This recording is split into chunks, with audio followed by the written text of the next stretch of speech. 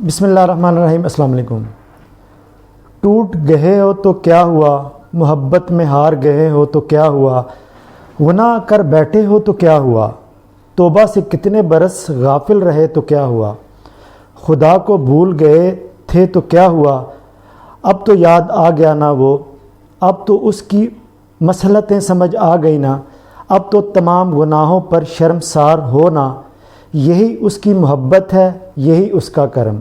جب اللہ کسی کو اپنی طرف لانا چاہتا ہے تو پہلے اسے کراتا ہے، پھر اسے اس کے عیبوں سے روشناس کرواتا ہے، اور توبہ کی توفیق تو تب تک نہیں ملتی جب تک اللہ نے معاف نہ کرنا ہو، صدیوں کے بعد ہو یا لمحوں کے بعد۔ جب بھی تمہیں خدا کا خیال آئے تو اس کی جانب بھاگ جاؤ، وہ بڑا غفور ہے، وہ بڑا رحیم ہے، وہ غصہ نہیں ہوتا، وہ تو پیار کرتا ہے، محبت کرتا ہے۔